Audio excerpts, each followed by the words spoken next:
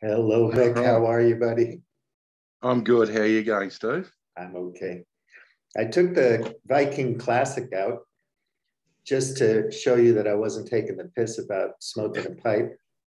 I wasn't BSing you. Right. And so this is my little setup. I put I put my pipe in here. This is like a sunglasses thing, but it's pretty sturdy, right? And I've got Yeah. my tools in there, and then I can Yeah. zip it up, throw it in a backpack or whatever. Yeah. And Very then handy. at home I have this, which is what I put it's like a Christmas chocolate thing. And I put my tobacco in here. So I have couple of bags of tobacco. And in Europe and Portugal, where I am, it's really easy to get pipe tobacco. So I don't have to order online or anything like that. I can go around and get it. Excellent. And I wish it was that easy here.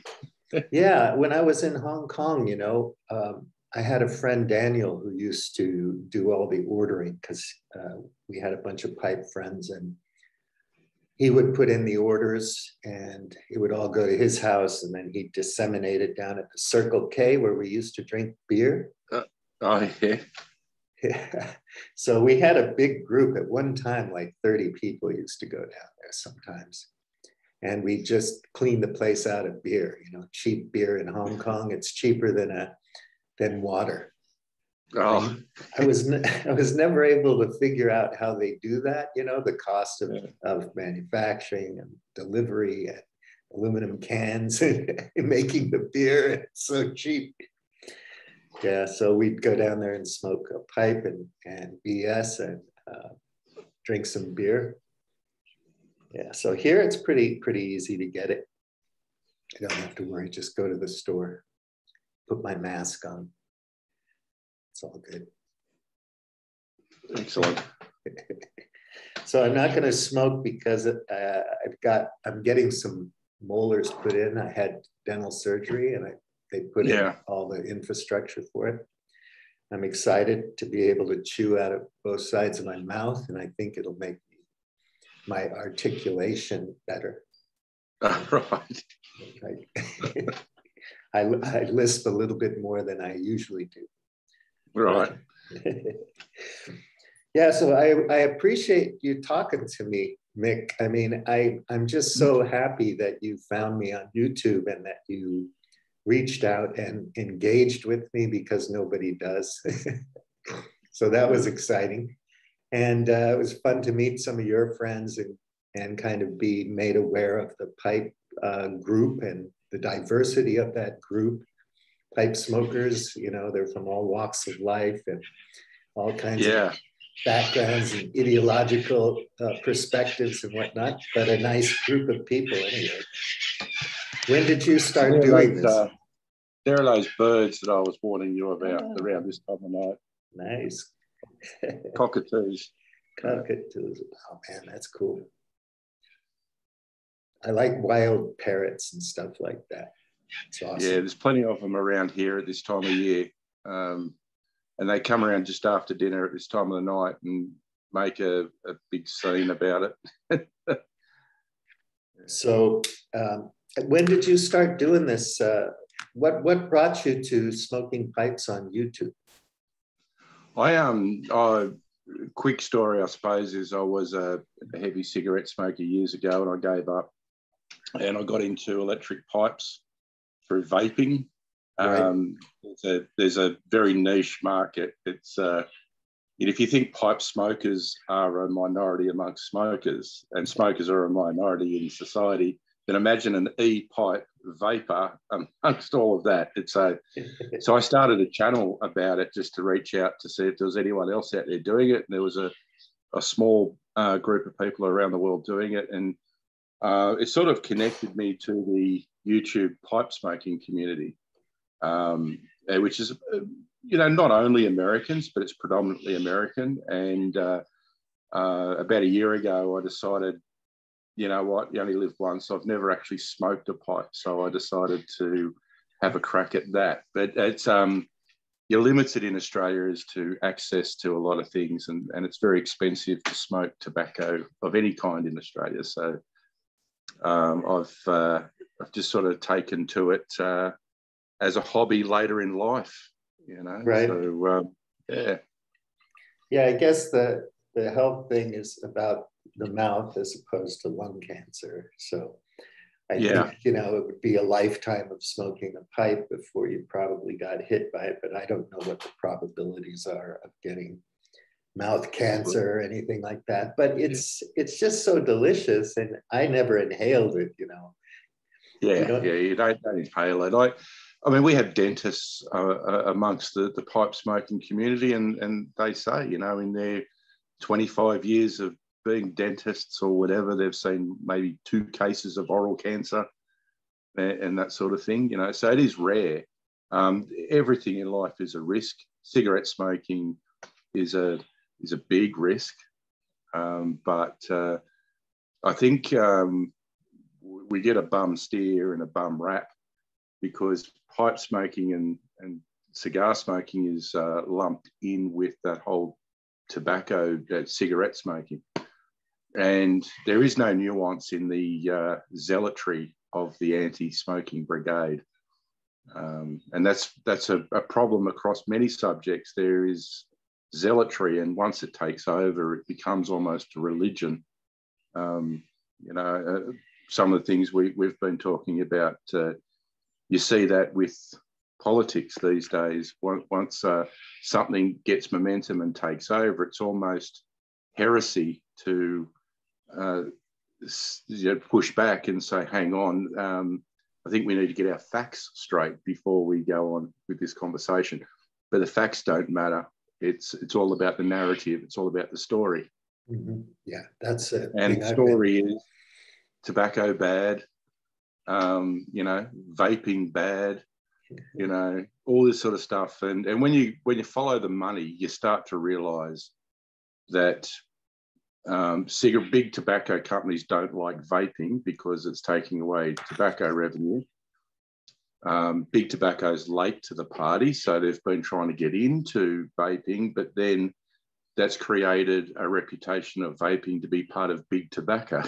So, and there's a lot of people who earn a lot of money being lobbyists for something, and there's a lot of money in being anti things, as well as, you know, we talk about the lobbyists for coal and the lobbyists for tobacco and things like that, but we've got the lobbyists for the anti-everything as well, and they're making money, you know. And imagine if a scientist said, hang on, I've just found a cure for lung cancer. You can smoke all you like. That would never, ever get out. That would never get out. I think it would, but you know, that'd be awesome, wouldn't it? Well, I'm waiting. The government reduce the taxes, Eddie, that's for sure. I'm waiting for the, you know, being able to swallow a pill or have some nanotech injected inside me to give me a brand new liver so I can drink more wine.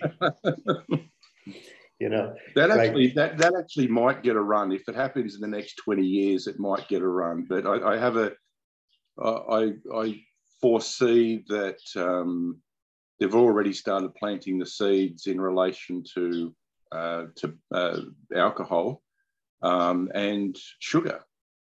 Right. They're already talking about sugar taxes and things like that. And I think that, unfortunately, taxes are a bit of a go-to tool to manage societies. And well, also think about who's being taxed. You know, it's not the corporation that's pushing the sugar, right, into everything because we like it, because we'll eat it if the sugar's in there. It's the consumer, you know, that it's passed on to. So, you know, they find a magic thing called sugar. They put it in all the food because we like it, salt, sugar. And it turns out to be bad for you if you have too much of it, and it's ubiquitous, it's everywhere, it's in everything. Yep. So big food doesn't get taxed for it. You know, those externalities, whether they're health externalities or other externalities in business, it doesn't fall to the company to sort it out. It falls to the consumer, which is something that we don't like. I think the theory is that whole sort of supply and demand. If the demand is reduced, then supply, therefore, it gets stifled as well. So if you tax it so that people can't afford it, then that stifles demand. But the reality is, especially with things like nicotine and, well, not just nicotine, but there's other addictive additives in cigarettes, for instance. It's not just the nicotine. It ends up being a regressive tax, and it ends up being that the lowest socioeconomic group tends to be punished more than the higher end. So when cigarettes here in Australia, for instance, a packet of 20 cigarettes costs about $40.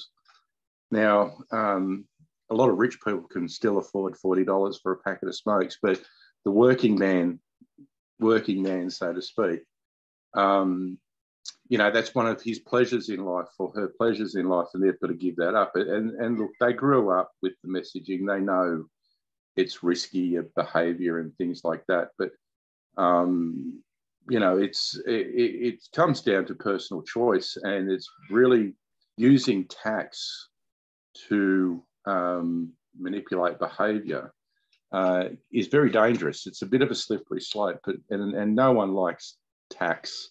No one likes levy, or anything like that. And so when you start taking away people's freedoms by stealth, I think that starts to build up a narrative in their own minds that, what else are they stopping me from doing that I want to do? Where are my freedoms going? Right. And I don't want to get, it's freedom. When you talk about license, freedom, and liberty, these three things, and you want to define them in various contexts. What does freedom mean in this context? What does license mean in this context? I have a driver's license, for example. I have to wear a seatbelt, for example. Without getting into the trucker thing, we'll talk about in a minute, but, and liberty, right? These three things, has anyone really thought them through much, but I do agree with the principle and the basic, ideas that you're espousing here about taxing. You can educate people, without being stealthy, like you said, and give people the opportunity to say, well, if my odds of getting lung cancer, and let's say we get the genetic profiling to a certain level where you can really dial it in and say, dude, you're really your chances are a lot higher than this other guy's chances, or something like that, but never mind that. A person, hopefully, who's literate and intelligent can make up their own mind and decide to smoke. Now, obviously, I'm not somebody that's going to say, dude, come into the restaurant, blow smoke in my face. Let me put the big stogie in, like Robert De Niro in that movie. What was it? He's sitting in the movie theater with the big stogie and he's laughing really loud and blowing smoke. I'm not going to do that to people. I understand that people don't want a cigarette blown in their children's face at the Applebee's or whatever. So, I can understand why people would want to regulate that or make rules about that or whatever.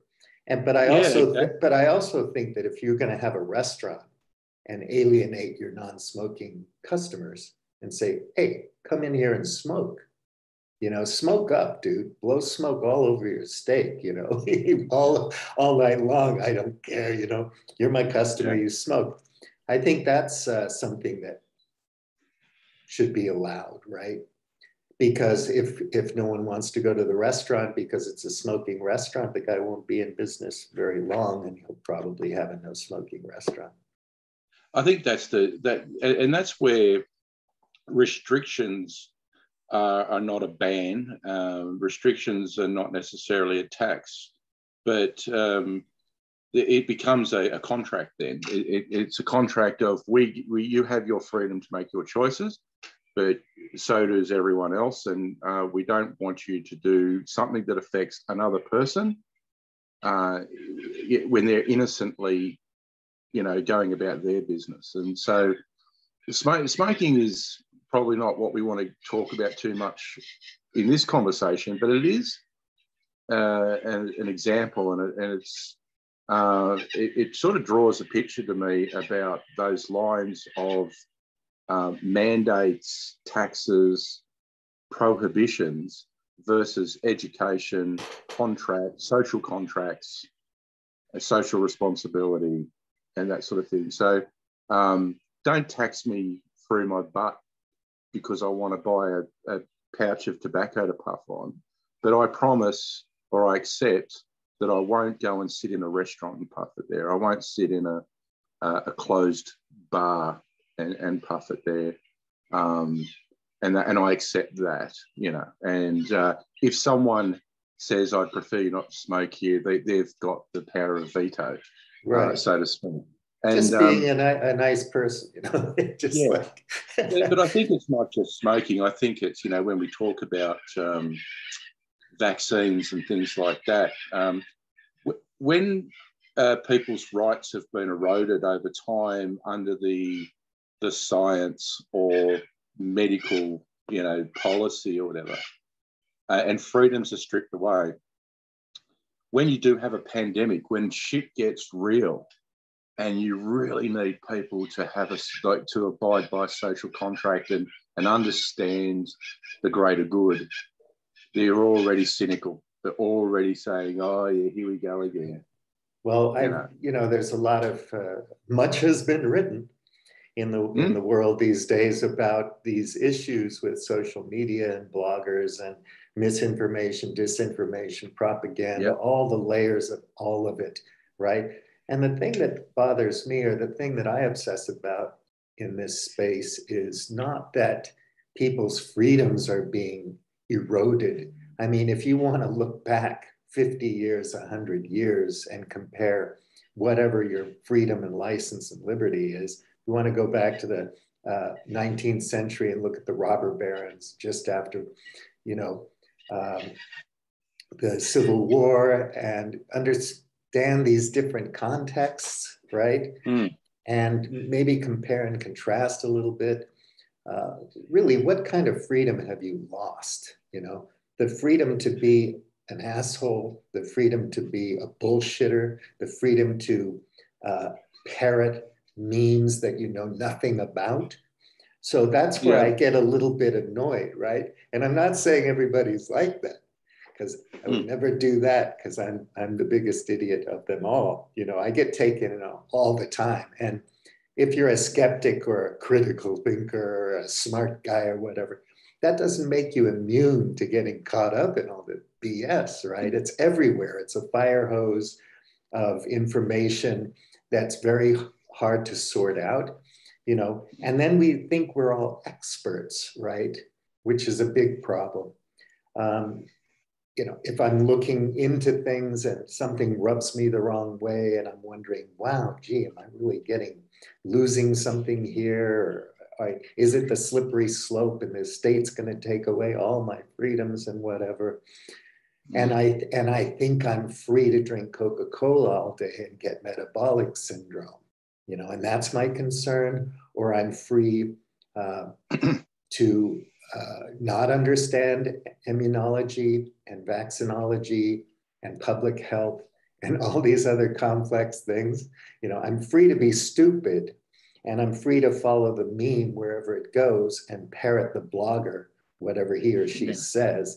And all of that, also, if you're following the money, is for profit as well. So it's not just the big pharmaceutical company that could make a lot more money on pills, treatments, than they would on a vaccine, but it's just the whole business ecosystem around all of this madness. And there are troll farms around the world that fuck with us all the time. And they get on board with this trucker thing, for example, right? Which has nothing to do with vaccines, really. There's a small group of people that are concerned about that and don't like this mandate thing, which we both understand and we both kind of agree with. But the real shit show in this whole thing has been ginned up by a whole bunch of people who are literally making a living off of creating this kind of havoc and chaos, right?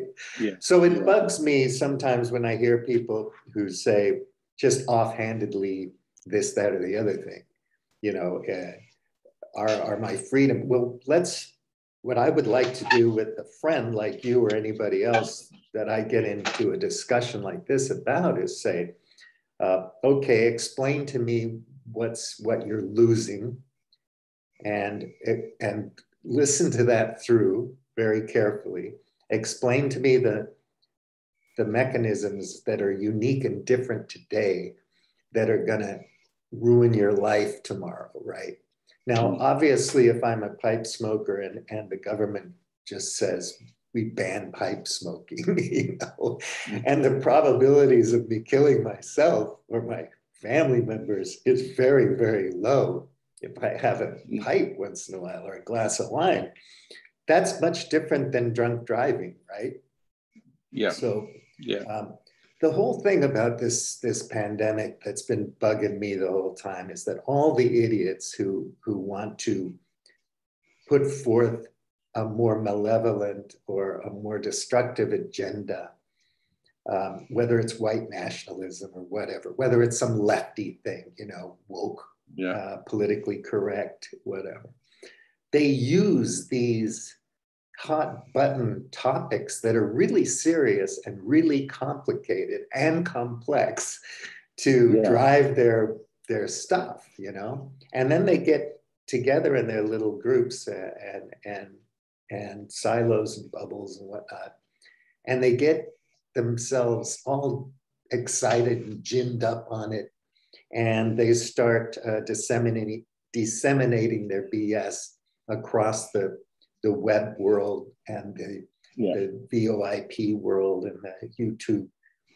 And pretty soon it starts spreading like wildfire. You know, it's a meme wildfire. And basically nobody knows anything about what's going on, you know? So you're wading through all this information, you're going, now who would I really read or talk to understand one small sliver, element, perspective of this issue, the broader issue or a specific issue? And that's where, you know, the sense making comes in and the slowing, you know, trying to impede the limbic hijack that they talk about, you know, your limbic brain, blah, blah, blah. And we've talked about, you know, the various kind of jargon that people we follow use and so on.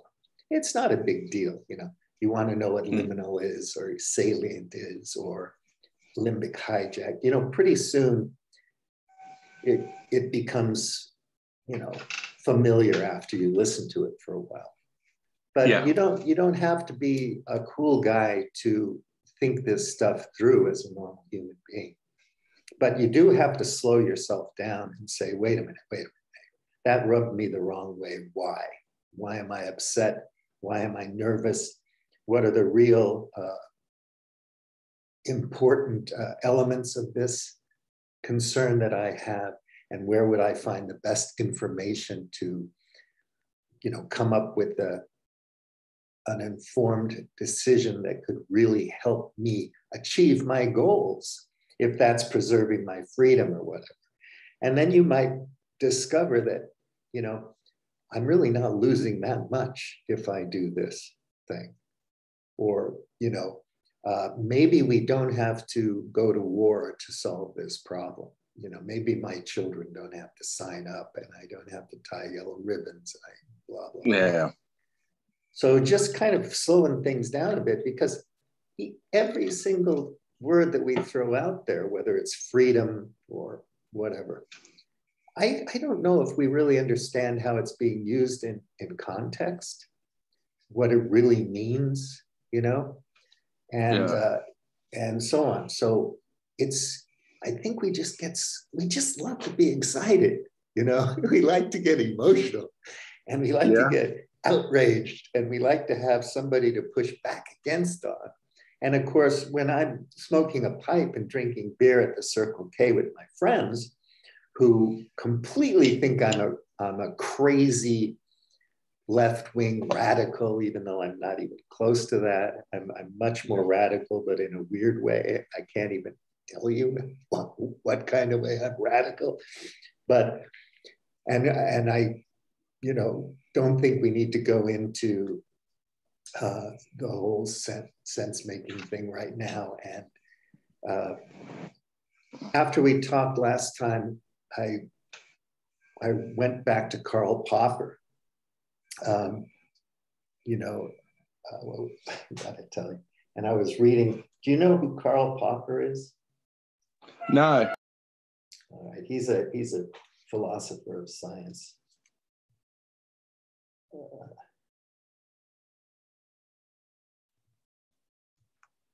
And there's a great book you have to read. It's called Open Society and Its Enemies. And I started reading that again. Last night I read a bunch of it, about 5 chapters, just because he's criticizing Plato. You know Plato, right? So these people are like, these guys were philosophizing, you know, about the perfect society and whatnot, thousands of years ago.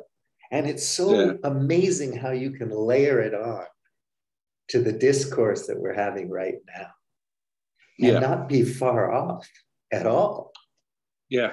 You know? So if, you know, thousands of years we've been doing this. If we went back to ancient Greece and went down to the Plaka or wherever and started talking to Socrates or anybody, we would recognize these people if we could speak Greek, you know, and we would understand what they were talking about, and we wouldn't feel like we were in an alien universe at all.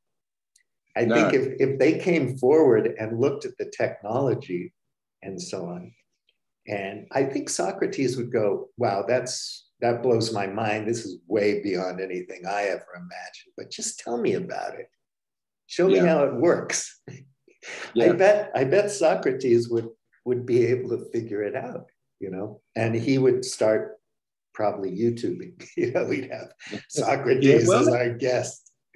That's just it. You know, if you brought these guys forward, they would have YouTube channels. They'd have Patreon bloody, you know, sites and that. But that's because they are the philosophers. We have modern day versions of them to a certain extent. Some aren't that well known in the populist sort of sense. I mean, you've got your Jordan Petersons and Sam Harris's and that, and not taking anything away from them, but they've had a stroke of luck or something has happened along the way where they've been propelled into the public sphere.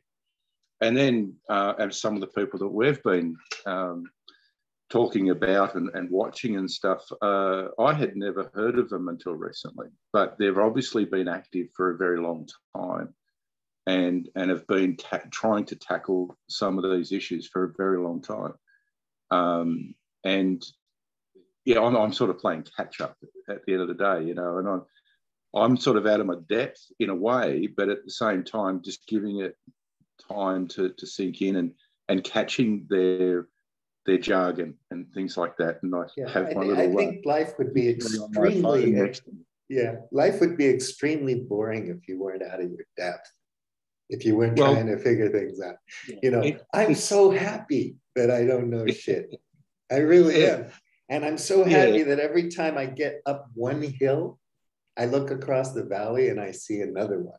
You know, it's like, oh shit, I thought I was at the top of the mountain, you know.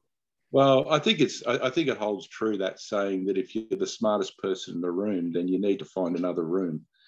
Because you're not learning anything. And look, and it is it's one of those things. It's a catch-22, because the more you start to learn, the more you realise you've still yet to learn. And a lot of people, and I won't say it's because of modern living or anything like that, because I think it happened before the internet. It was all before that as well. We get to a stage in life where a lot of us, or we've all done it maybe for a stage in our life, where we just go, I want to do this, and then I want to switch my brain off. I want to watch Farmer Wants a Wife or some crap on TV. Sure. Because I don't want to think. I mean, I remember my mother had quite a senior role in her job, and she went to university as a mature age student. She worked very hard to get that education and to get that better job. And she would come home at night, and she had recorded on the old VHS tape, she'd recorded Days of Our Lives and Young and the Restless. Yeah. And she watched that. And I remember asking her, Mum, you're a very smart lady. Why are you watching this drivel? And she said, because I don't have to think. And if I fall asleep, I'll just catch it up tomorrow, because nothing happens too quickly. Yeah. And I thought, well, there you go. That was a relaxation. Nowadays, we have the opposite. We have constant bombardment of not just data, not just information, but we have bombardment of entertainment. And I think that it's been decided to cut through. It needs to be entertaining, and it needs to really grab you in the first 5 seconds, but it's only going to hold you for 15 seconds. Right. And so the meme, hence the meme, condenses an entire worldview down to a snapshot, and that's all you feel like taking in. Oh, okay, well, I'm going to go and protest now because that meme said something bad's going to happen to me, you know.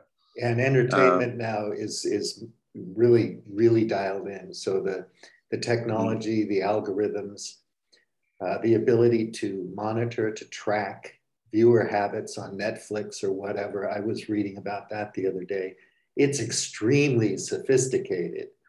And, you know, maybe it's good, you know, I get good suggestions for things, but I also like when I was talking to you about Schmachtenberger and, you know, trying to retrain your algorithms on YouTube or whatever, Google search or you know, go on DuckDuckGo or find another search engine and use it for different things.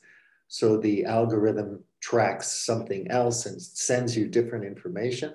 Because if you do that deliberately, you might come across some good stuff, you know, that you wouldn't get if you just followed your habit. And it's a reinforcing feedback loop, because if I'm constantly looking for a certain type of movie, then it starts feeding me those kinds of movies or books or whatever over and over again. And I keep clicking on them. And so it just dials me in even more.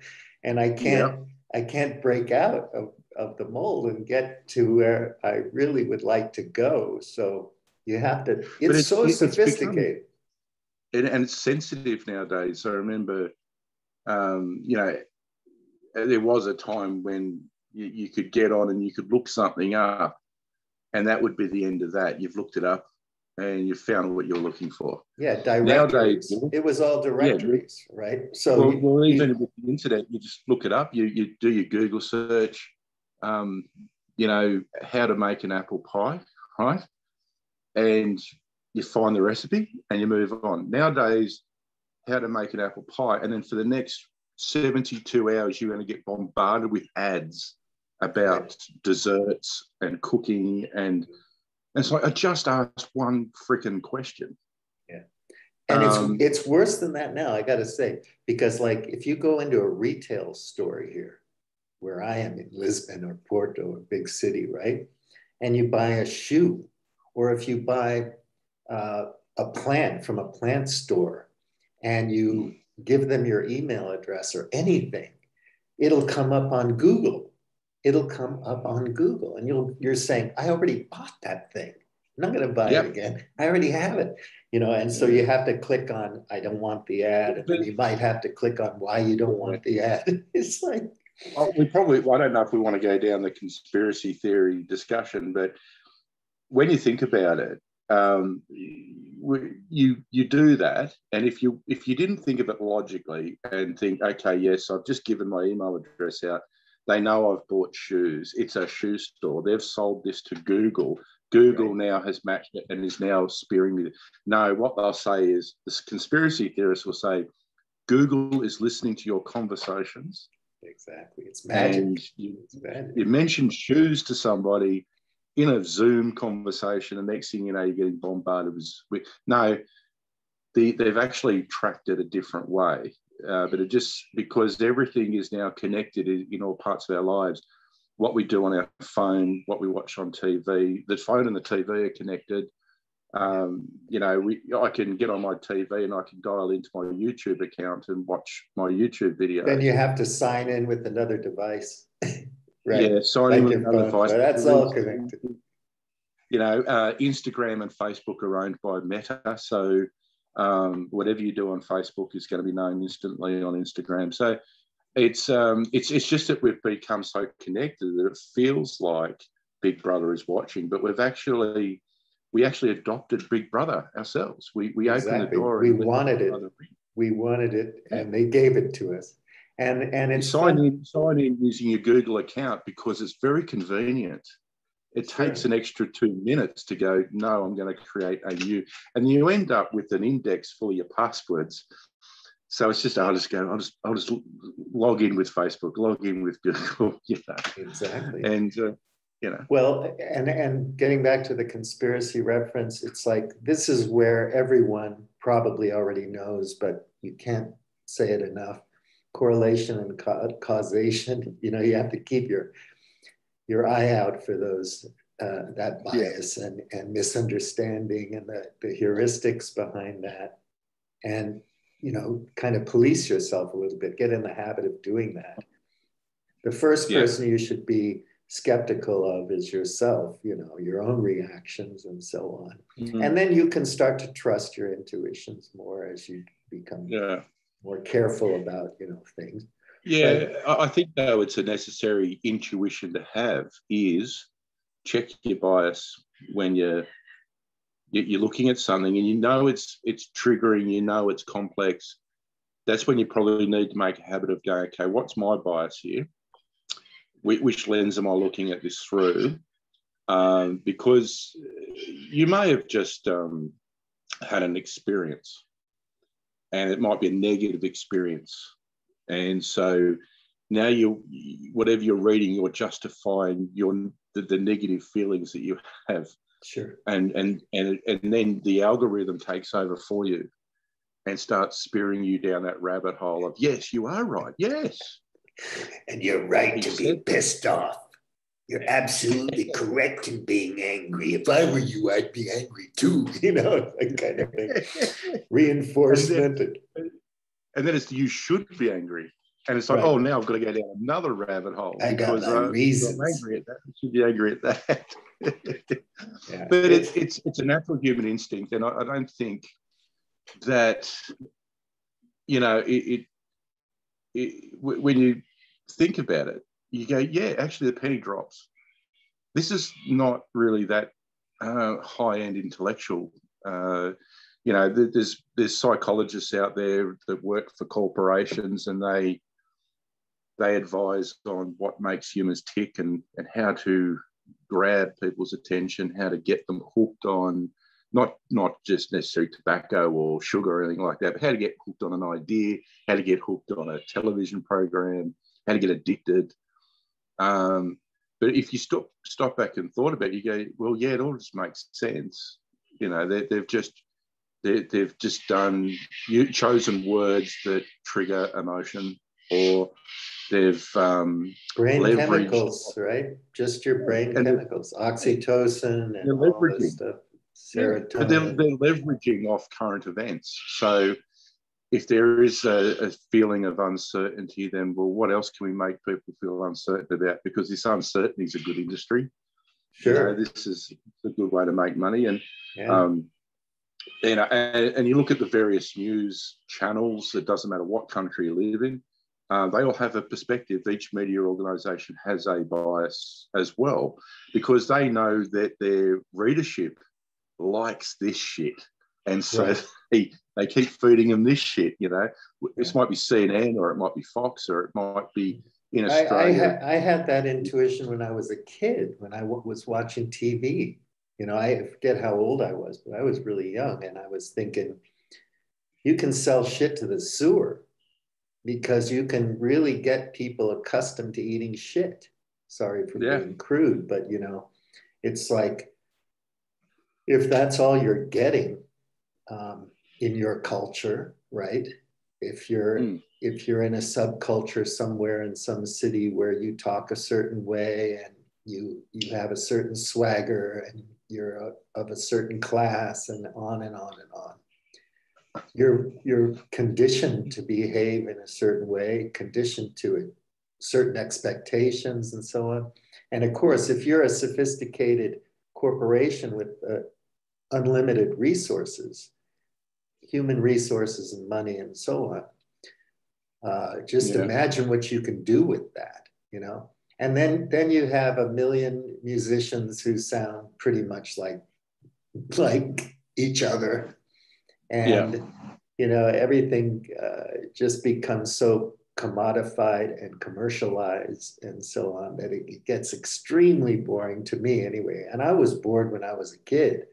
I mean, I was seeing that back in the 70s easily, right? And 70s, 80s, all my whole period of time, you know, which is probably one of the reasons why I just kept leaving the States. I'd go back and work for a while and say, I'm out of here. Because there's nothing like being in a foreign country where when people are talking about really dumbass, mundane stuff, and I'm not saying I'm highbrow, but you know, you don't understand it because it's in a foreign language. So if you're learning how to say, hi, how are you? I'm hungry. Can I get you something to drink or whatever? And then you start to learn the language and the culture, and everything's new and interesting. But you can escape the madness of your own culture, I guess, and then discover the madness of a new culture. And it's pretty interesting. But yeah, so I just think that, you know, these kind of things, when you're talking about entertainment and so-called addiction, because, you know, there is a clinical definition for various kinds of addiction. And then there's a euphemistic way of talking about it, you know, like I'm addicted to love or whatever. I might as well face it, you know. But maybe you're not addicted, but bad habits happen and bad cultures do evolve, and you have to wonder, you know, who's watching the watchers, who's going to police what the culture is. You know, we all hate that. So not today, but later on, we'll talk about the GameB thing, because I'm really interested in that, and I kind of recruited you as a normal guy like me to talk about GameB and whatnot. And also because I have a project I want to do here, which involves tokens and blockchains and decentralized finance and whatnot. And it's also a media project. So I'm interested in that, but I don't want to go there right now. What we're talking about now really gets to the kind of nascent quality of it and the emerging properties of it, I think. Yeah.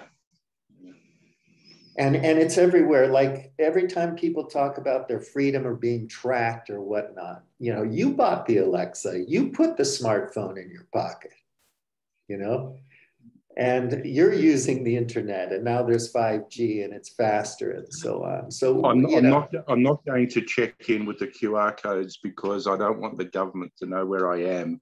Exactly. But I'll just Google directions there, though. Exactly. I mean, that's the thing. So I think it's fun when you see the absurdity of this, right? And the comedy of it and the irony of it and the kind of madness of it and the herd aspect. You know, they have different fun terminology for, the herd instinct and the hive mind and whatnot. There's a whole bunch of new words out there that we have to learn how to use. But, you're falling into these cliques, and then you're talking in a certain way, and you find yourself parroting certain things. And the only thing that I want to impress upon us in this conversation is just to take a step back, slow down, and question why you're saying that, why you're thinking it. Yeah. Why am I sharing this? I share a lot on my Facebook Globe Hackers, right? But that's a current events dump of a whole bunch of stuff where it's meant to be scrolled through quickly, look at the headlines, see if anything grabs you, and notice that there's a bunch of different perspectives there. And then maybe read one or two things, delve in and read and say, wow, geez. But that's, it is quite prolific, the amount of stuff that you dump on there. Like my phone, every time I look at my phone, it's got 12 new notifications on Facebook, 11 of them are from the Globe Hackers. Yeah, and it's a matter of scrolling through and you're going, oh yeah, look, there is 4 different perspectives on this one subject. And like you said, it's not about reading all of them if you haven't got time, but it's about reminding yourself there is different viewpoints here. There is something else going on. I guess with the Facebook thing, as a kind of curating the curator's kind of news dump or whatever, I think maybe people are smart enough to know that if you're going to follow it, you don't want to click follow on it because you don't want notifications on that one. Well, it depends. I mean, some people go to the place and check. It'll drive you nuts. It'll drive you nuts if you have notifications because there's too much. It would. That's why I don't have sounds on my notifications because that would send me. But what it does is that it just goes to show. Okay, well, and some of these links aren't very long reads at all. But it's just. Hang on, there's a different way of looking at it. I didn't realise that. But with that, even and we all have this. You've got a Facebook page, and so you own that, right? So this is your page, and you are curating it. Now you have the power because people like the page, so they're giving you the power. Now you could send everyone off on a tangent that you want to, or you could be completely non-partisan, just completely above board and what we call in Australia fair income about wanting people just to have a choice. Right. And that's where, but then an interesting thing happens. Remember, they talk about politicians, how they first go into politics with ideals, and by about the second term, they're already a political hack, they're already a party hack, all this sort of stuff. I think that's what's happened with some people who have started YouTube channels or Facebook groups or whatever. They wanted to be something that was neutral and good, but then they started actually getting captured by their audience, and their audience started to dictate, we want more of this, we want more of this. I'm glad you brought that up. Yeah. The curators now are being curated themselves subconsciously, and if you monetize something, then you're going to go where the money is. So you're going to start saying, well, they really love this anti-vax stuff, or they really like this pro-vax stuff. And you want to believe that's not going to happen. You want to believe that so-and-so intellectual influencer is going to be above all that. But of course they're not. And you see the guest cycling, right? I'm on your show, you're on my show, I'm on his show, he's on your show, blah, blah, blah. And it becomes this thing where it's like, I can grift a few followers from this guy because he has a big audience. I got to go on Joe Rogan because he has a huge audience. You know what I'm saying? And it just becomes this thing. It's a promotional thing, right?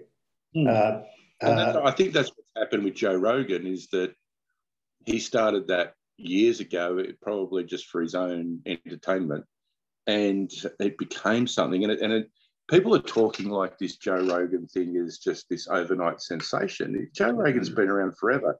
The mainstream media has only just cottoned on to the fact that it's been happening. And so their audience share is plummeting while all these other guys, independents, are going up, you know. Yeah. It's amazing that Sam Harris can have his own platform now. And I think he's doing it in the right business model, I think, because it's like you join at his site, right? He's gotten rid of the intermediaries. And so it's a pure thing. You know, if I want to pay for a subscription to Sam, it's because I think Sam has some valuable stuff for me, not everything, but the price point is okay. So whatever. Well, that's just it. I mean, and look, I pay for subscriptions to entertainment services that I don't watch. Right. My family, like the option to watch Netflix and things like that. So if I want to pay $5 a month to Joe Rogan, or I want to pay, $5 a month to Sam Harris, which I don't at this stage, but it's one of those things where it's going, actually, there are some people who over time have actually earned my trust that they're worth listening to, and they're relatively neutral on things. And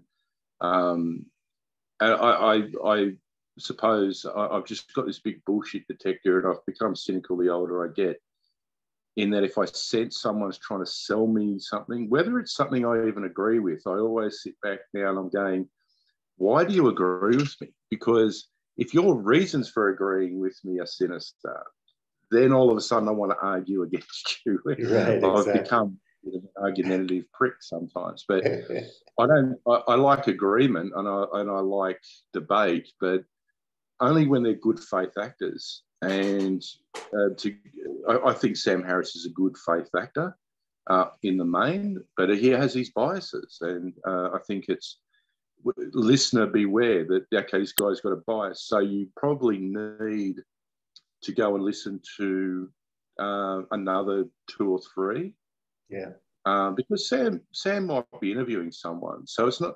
But even the questions Sam asks, and I'm using him as an example. Of course, it could be anybody. It's just, it's the questions they ask, and the point's been made on Rebel Wisdom, for instance, a number of times about yes, it's really good that this person does what they do, but we have concerns that they're not asking the questions that challenge.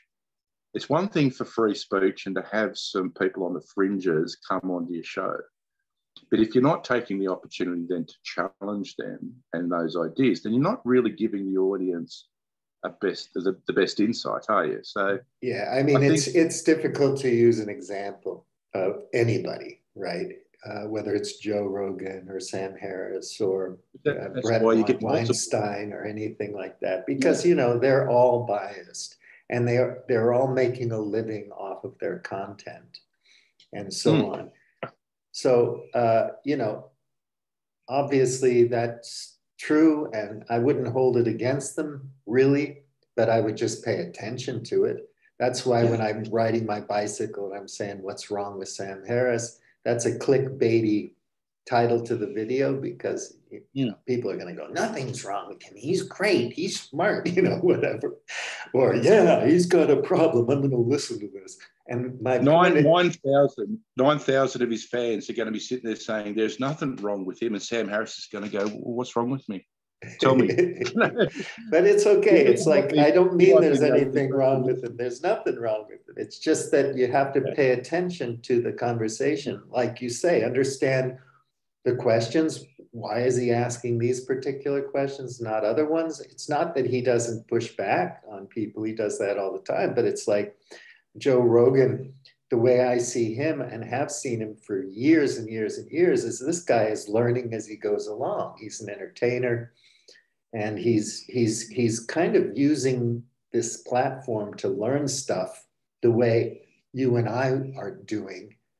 And so, I don't hold it against him that he's not an expert or that he's a bit of a goofball or makes mistakes or anything. We hold these people to such a high standard. That's what bothers me.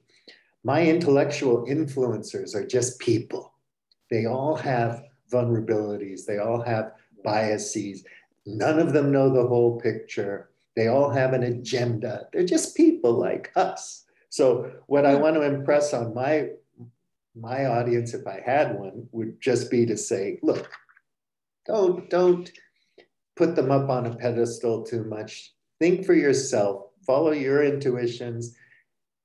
I don't want to say do your own research because that's so stupid, but teach yourself how to find the information that you need to make your life better, your community better, your family better, whatever. And also try to understand where the real consensus of expert opinion is.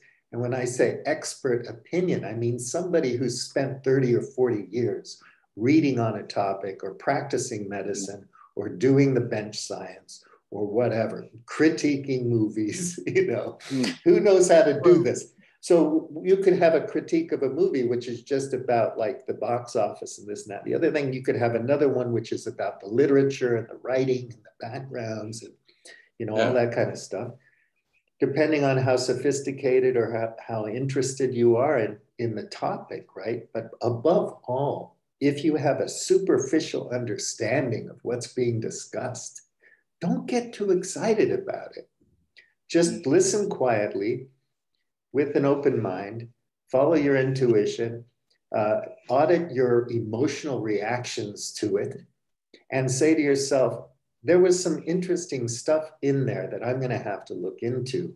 So who might recommend a couple of good books on the subject? Would I get that at Michael Shermer, for example? Would I get that at Jim Rutt, for example? Would I get that from the New York Times or from the some book review or the Oxford Book Review or something?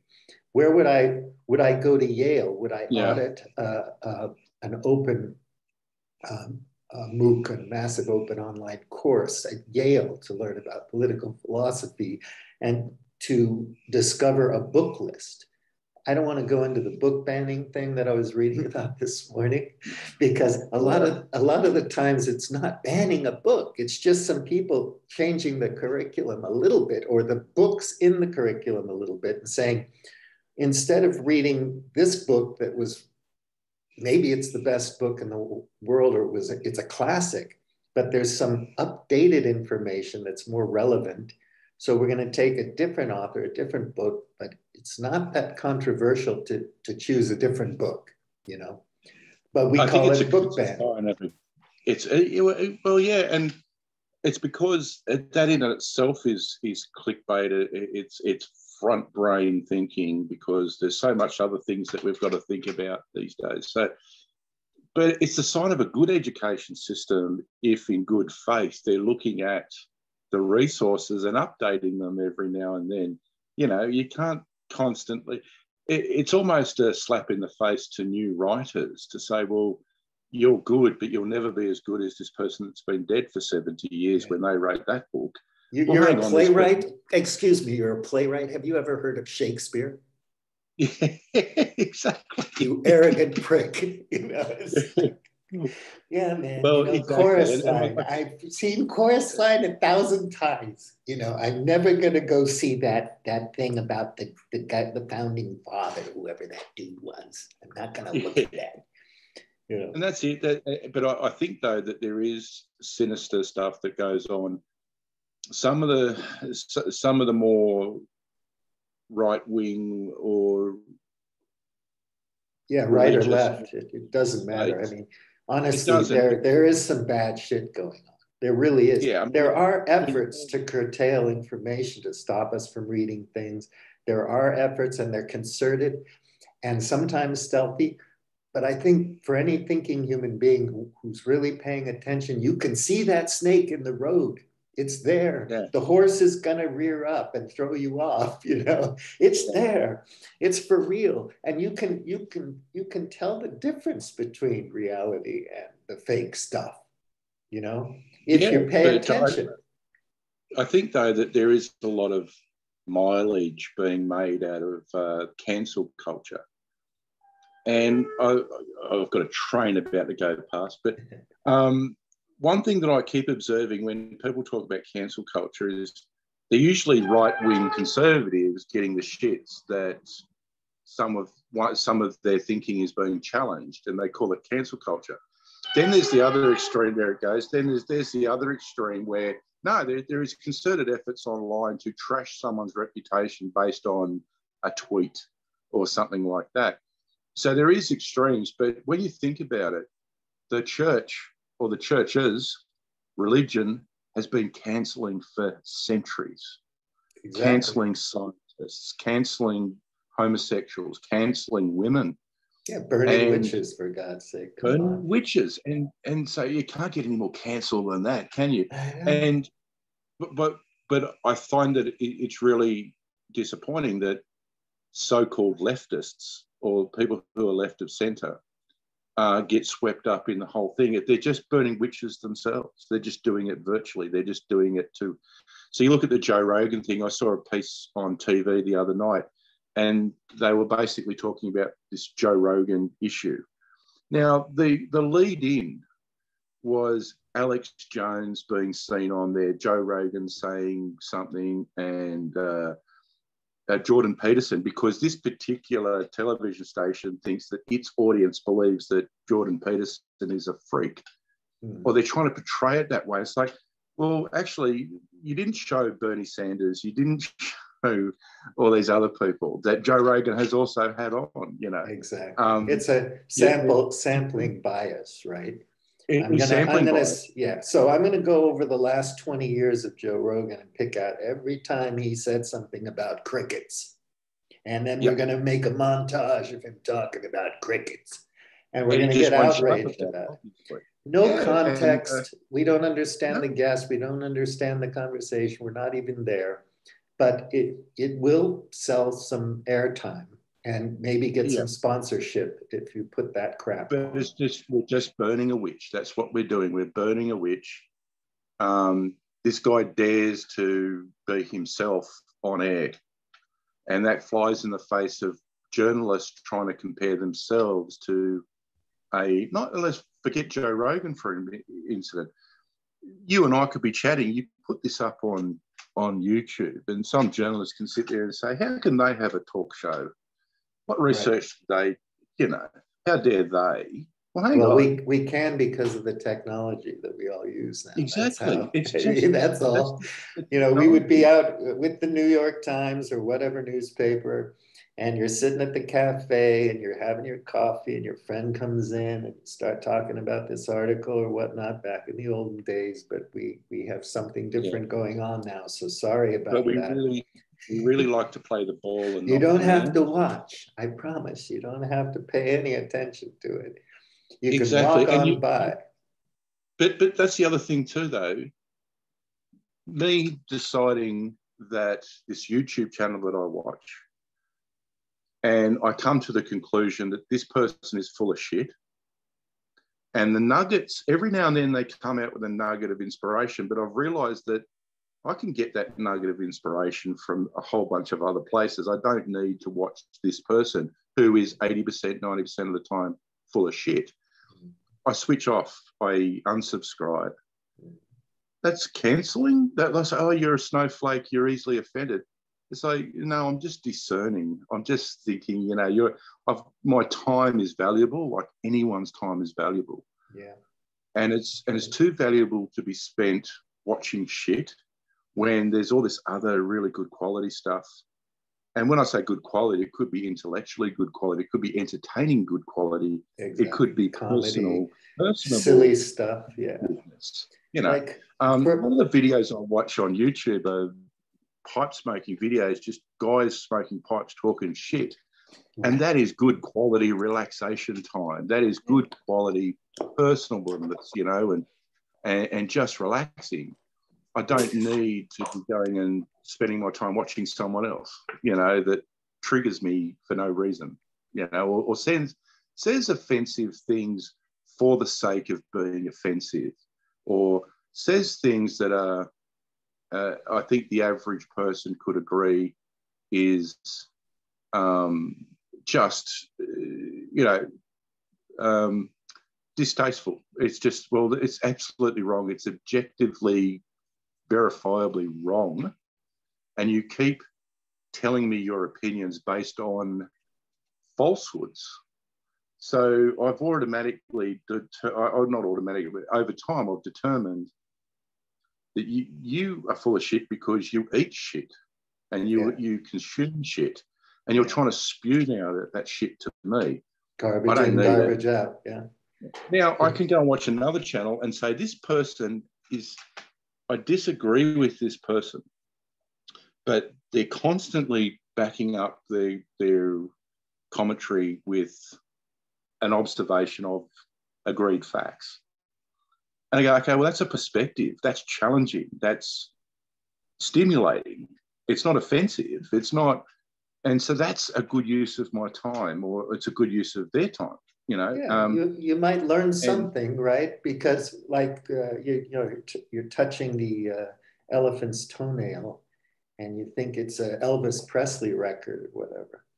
and so somebody says, well, touch here, touch here, touch here. Have a look at this side, that side. A little sliver of a perspective, and pretty soon you're looking at an elephant. And then you don't even know what an elephant is. That's an elephant. Well, what is an elephant? So you can delve deeper and deeper into it if you're interested. But you're right. I mean, that's so important. And so, why I'm sharing is because I'm trying to think things through, and I just want to share it. And then, if I had a bunch of friends coming over, like I'm going to build this studio down here, and hopefully some locals will come by and sit down and talk in person once in a while. But the idea is to figure things out and to try to come up, hopefully, with some positive, useful projects that are going to make things nice for people. Yeah. For ourselves, I think, right? Because I'm not going to save the world. And watching this or that, or reading this book or that book, or having an opinion on this, that, or the other thing isn't going to help anything, really. It's a matter of how do we raise the level of the cultural discourse to a point where new things are emerging that are really healthy, that are really useful, and so on. I just want to go ahead. That's where opinions do matter, and they do change the world around us, not because you were necessarily right, but because you attacked it. You attacked the issue, the problem, the subject. You attacked it with some thought and some consideration, and you brought other people in to have that discussion. A true democracy is where everyone gets an opportunity to be heard. They don't necessarily get the outcome that they were after, but they get the opportunity to be heard by good faith people who go, it's not necessarily the majority rule. It's like, it's what we ought. Yes, the majority, 75% have this opinion. It's going to affect 5% of the people, but it's going to affect 5% of the people badly. So we ought to use our majority to moderate our power of the majority, not to just steamroll things through. And I think in modern times, the thought of democracy is majority rules. Well, we've seen the detrimental effect that has on minority groups who don't have as many voices. And that's what consultation is about. And I think I'm a safety manager by profession. And one of the things that we try to drum into everybody is you've got to consult before you make changes. Because whilst the majority of people may not see an issue with what you want to do, that 5% that do have a dissenting opinion may be the ones that illuminate you to the glaring hazard that's going to be formed when you make that change, which actually will affect everyone else. So majority isn't always right. Consensus is good. Consensus based on a body of evidence and a body of research is a good thing. But any scientist worth their salt will tell you, you're still skeptical. You're still, the consensus is always being tested. It's provisional. It's provisional. It's provisional. And it's subject to new information, new data, new analysis, new models, new theories, and on and on and on. Exactly. And so it's not about stifling dissent. It's about, but it's not about being so open-minded that your bloody brain falls out. Right, exactly. It's about saying, right, well, nothing is 100% certain, so we always reserve the right. And I think we do like certainty. And I did a video recently where I was talking about how much we crave certainty. And that's why we end up just formulating principles, or we formulate rules of thumb where we won't deviate from it because this is my certainty. Whether it be your belief in God is your certainty, and you've decided it, you're not ready to entertain any evidence to the contrary or things that might make you skeptical. Entertaining your skepticism may actually strengthen your resolve. But you're missing opportunities not just to learn something new, but to also reaffirm some of your initial thoughts. And so discussion is always good, and dissenting opinions are always good. It's just when things get weaponized that, and I suppose that's a really good point. That's a really good point. It's a metaphor for everything. Rocket technology was to send us to the moon, but the reason they developed it because it can also send missiles to the other side. That's right. We weapon anything we try to do for humankind, anything we do for altruistic reasons can be weaponized. And I think that's fundamentally, and this might be part of that later discussion about GameB, is we do have that bias to weaponize. We have to put in safeguards so that we don't and whether it be personal safeguards so we don't weaponize our popularity or our opinion, or we don't popularize our following, or we don't weaponize our politics or our ability to play the politics. That is really, and in essence, the gateway to GameB, which is a later discussion. But it's right. It's really, like I said before, everyone can name a politician that went in there with great ideals and then got broken. Well, everyone knows someone who went into a new position in your company with great ideals. Talk to them 2 years later and they're broken. So we've created an atmosphere where we break people. In Australia, we've got the tall poppy syndrome. What we'll do is we'll build people up just so that we can throw rocks at them and knock them down. Yeah. The media does it. The media will make, and Joe Rogan, for instance, is an ultra example, because, and I'm only using it because it's topical. He's been created, and then all of a sudden it's like, oh, well, you're now a leader. Did he set out to be a leader? Did he? Someone had pointed out to him. Whatever. No, he's popular, right? It's like popular, Jack Lord, Hawaii 5-0. He's popular. He takes pictures. He's not Winston Churchill, okay? Come on. I do worry about the two terms that really worry me are influencer, right, and thought leader. And you see it on LinkedIn. Facebook is where you lie about your life. LinkedIn is where you lie about your work. Right. And it's like, so-and-so is a thought leader in the industry. Right. I've never heard of them until I just read the LinkedIn profile. Right. But they're a thought leader. And I worry about thought leaders. When you think about it, you go, so this person basically tells us what we have to think, not how to think, but what we have to think. Well, that's what I was talking to you the other day about the PR, right? Where you start believing your own PR. It's like, this is a problem. When you start seeing somebody who is a thought leader and is an intellectual and is an academic and is an expert and so on, and they start to believe their own PR, but they don't realize that they've lost the plot when they do that, right? It's interesting to observe when you see a rising star. I won't name any names, but when you see a rising star and they've had this really brilliant idea and they've said something really provocative but thoughtful, and so true from a certain perspective. And then there's a frenzy. And then all of a sudden they've got to come up with more thoughts. And they're on television now, and they've got to come up with more thoughts. And now they're talking about subjects they have no fucking interest in, no fucking knowledge of, but they've got to have an opinion. And there's a flip side of that too. Exactly. That's so good, because I think about that all the time. You know, you have the person who's really, really deep into a subject with some novel ideas, and they're really good at going down that path and articulating it, and then they get off into something they don't know anything about, and they're just equally as passionate and emphatic about that, but they screw it all up.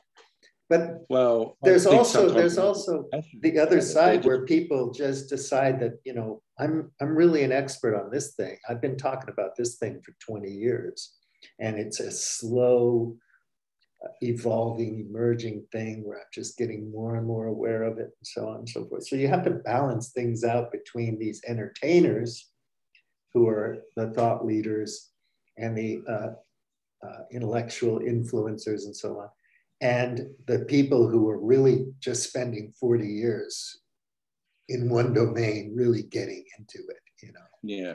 And understanding it and pushing it forward, pushing the science forward or the philosophy forward or whatever it is. But you look at the opposite in a way, another way or another version of this. And you look at Greta Thunberg, right, who 15-year-old kid, very passionate about the environment. And she comes out and she says some things, you know, that put the world leaders on the spot, and she challenges them, and she says, this is what young people are thinking. But then we've created a hero out of her, and we've created a monster out of her.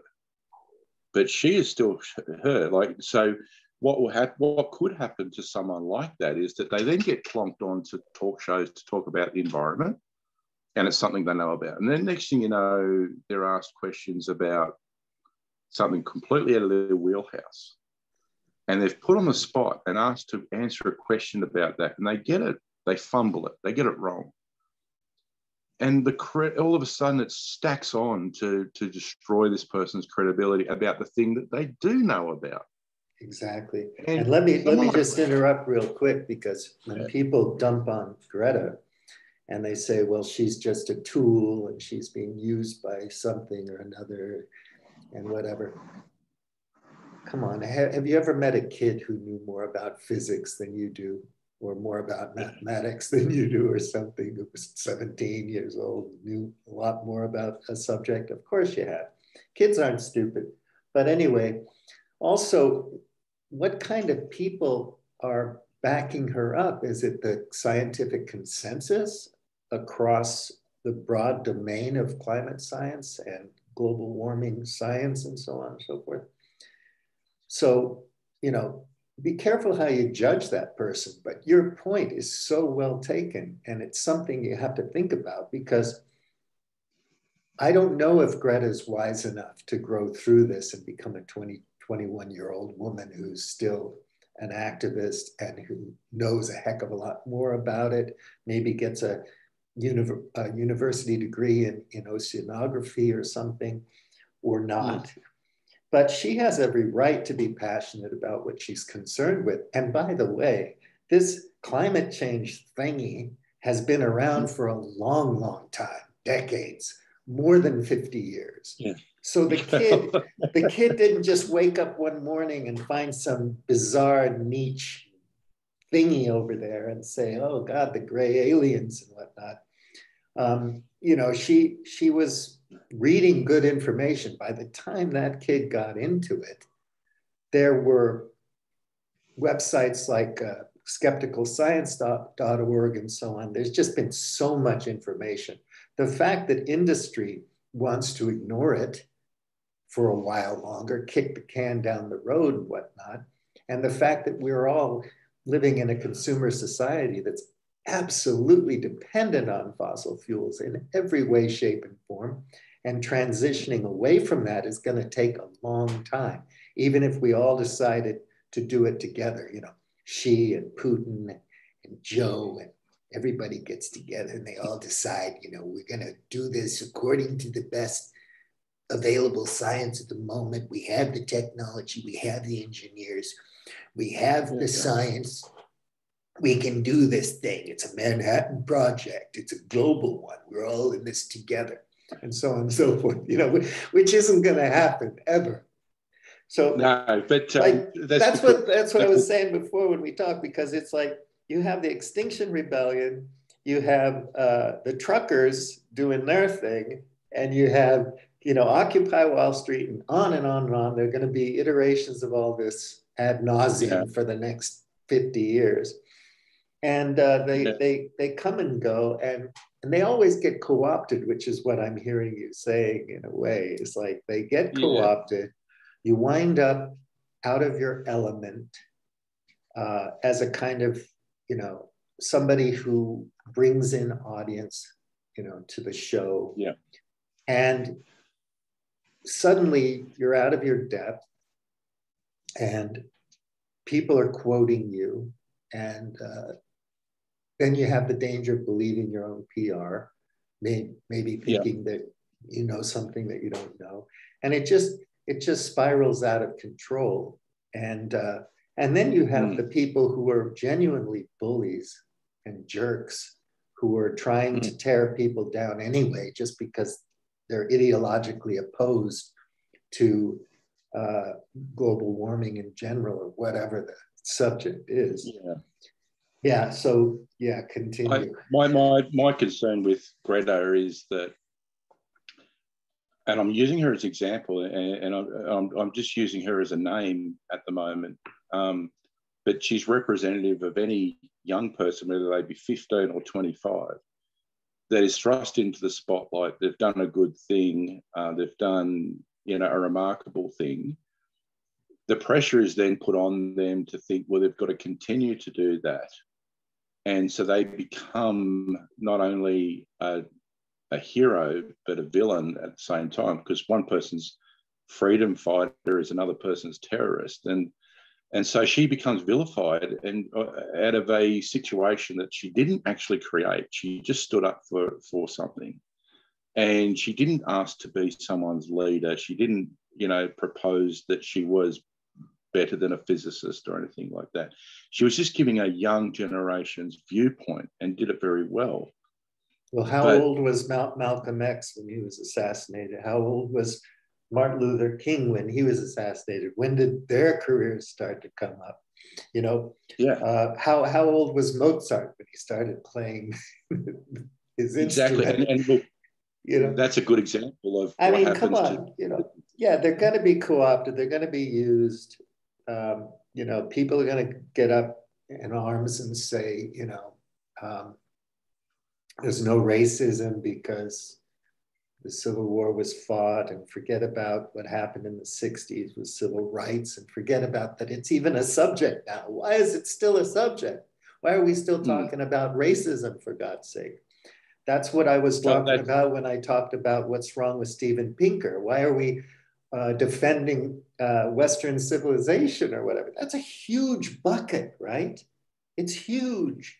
Yeah, but I think it's about perspective. And I think that there's, like we were talking about before, in that industry, there is industry and outrage. And so some of the people who are championing minorities' rights, and they're championing anti-racism and all that sort of stuff, be wary about some of them too, because it's in their financial and status interests that there is still a persecuted minority. So they don't want to do anything that's really going to fix the issue, because then they'll be out of a job.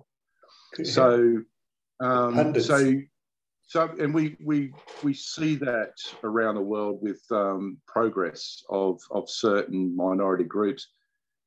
Things are being put in place to start raising their living standards and their opportunities. But there's always a lobbyist that wants to take it too far, because they know that the backlash will then create an equilibrium of the status quo. So they'll continue to have a job themselves. Yeah, exactly. So they say something outrageous. And we had it in Australia. We had a scientist who would say particularly outrageous things about climate change, like Western Australia will be without water by 2005 or some shit like that. That was never going to happen. And it was a stupid thing to say, but it got the headline on the day. But it was only a short amount of time before we could prove that that wasn't going to happen. So the credibility. It doesn't help when you exaggerate things like that. It's completely counterproductive. It wrecks everything. Counterproductive, but it destroys and undermines your credibility, and it undermines the credibility of the genuine people out there who are trying to get a considered, fact-based awareness out there. Right. And that's what really pisses me. Like I said before, sometimes I'll disagree with people who agree with me because I don't like why they agree with me. I don't like how they've arrived at that opinion. You know, like climate change is real, and Perth is going to be out without water in 2005. No, it's not. Well, now Miami's going to be like 100 feet underwater. Manhattan won't exist anymore in the 10 years. And then we waste time arguing that factoid when it distracts from the greater progressive discussion. And that's where they talk about the left eats their young. They get so tied up in knots thinking about what is the most politically correct way of going about this, that you have a situation where a black woman wins a Nobel Prize. She doesn't speak English, so they give her a white male interpreter, and the left goes off its tits because they should find a black woman to be her interpreter, but there just didn't happen to be any available. But the left will now pressure her not to accept her Nobel Prize because the interpreter was the wrong colour and the wrong sex. That sort of shit really distracts from the greater good, and it also gives the fringe at the opposite end of the spectrum a free kick. And so you get a situation, we've mentioned the truck drivers in Canada and all that sort of stuff, but it allows the infiltration by bad actors into what is a one or two subject cause. Everyone gets to stack on, and next thing you know, the truck drivers are just big players in this other argument that's playing out, just happens to be playing out in Ottawa. It's co-opted, yeah. So anyway, co-opted. I'm gonna stop it now because we've been talking a long time, and we're gonna spin off into a million things. I told you this would happen, you know.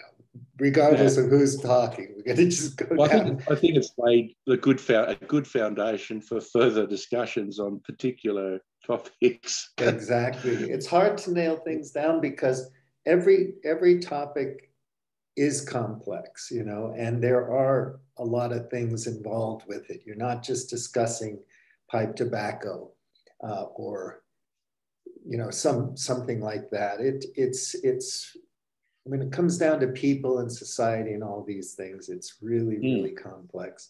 And today it's more volatile and things are co-opted more easily and weaponized more easily because of the internet. We all know that. So it's really hard to narrow a subject down. This is why I love some of these programs that I post or put on my website, because they do narrow in on a topic and go into it.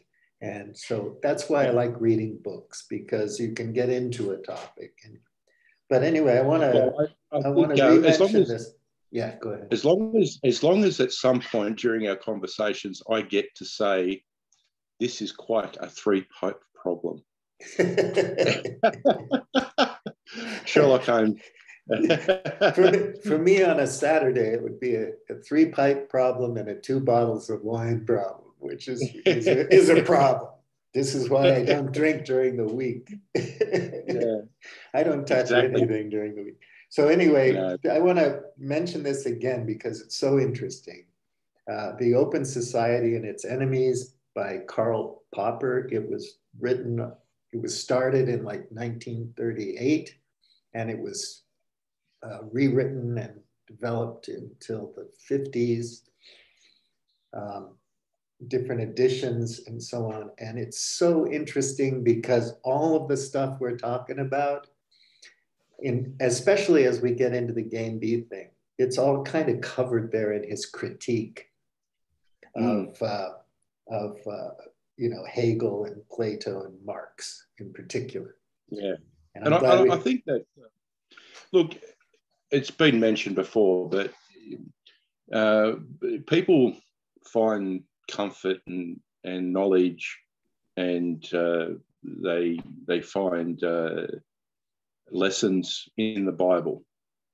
It's a thousands-year-old written book, right?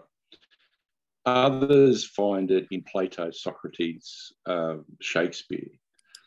And when you look at the themes, whilst the technology might be different and the temperature in the air might be different, the human condition is a constant. We're grappling with the same things for centuries, for millennia, the fundamental issues. And whether you believe that the Bible is the word of God, or whether you believe it's a book no different to Harry Potter or Star Wars, there is that good and evil, there's that sense making, there's that what does this mean?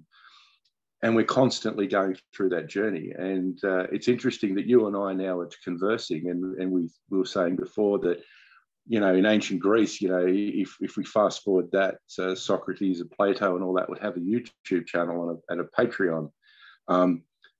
So too, many of them, we've got this opportunity now to do it this way, which is a good thing. But it's just interesting that some of the things that are fundamental to the issues have been fundamental for thousands of years.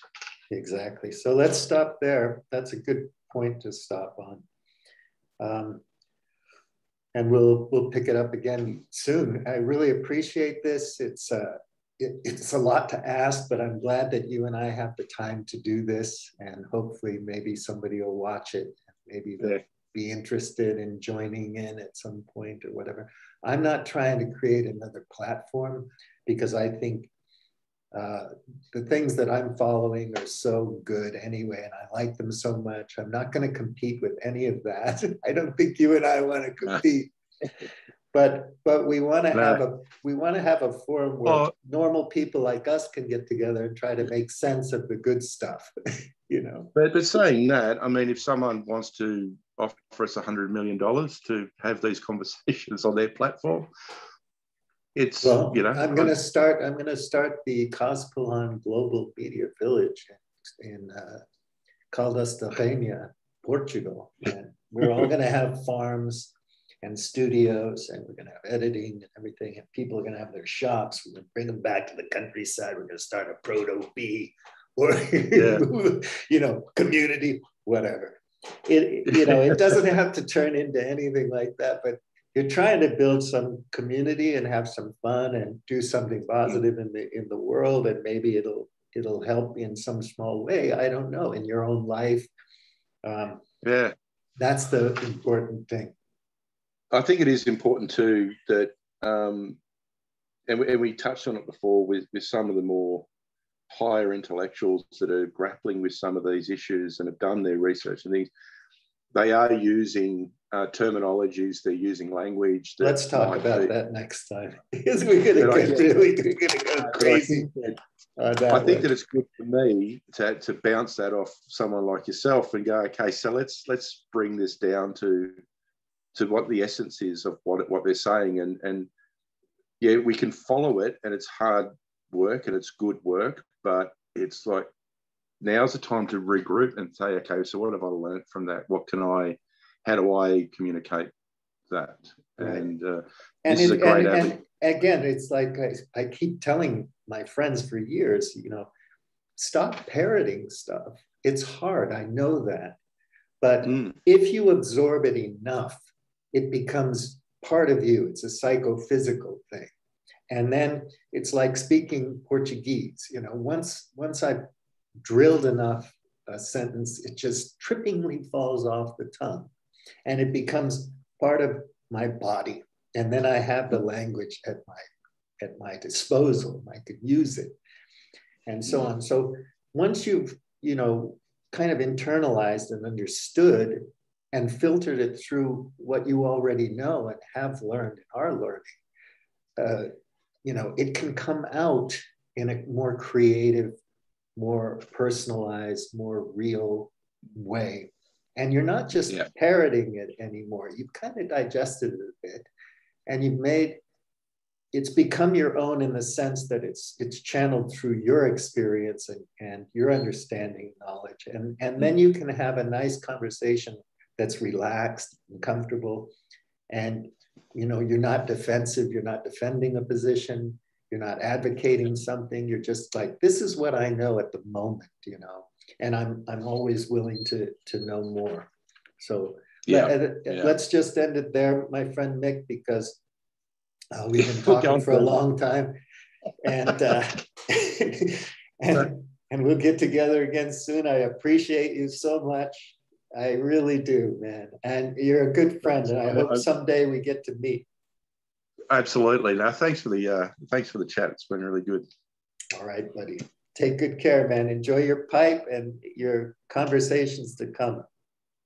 Thanks, mate. All right, buddy. Cheers. Bye, mate.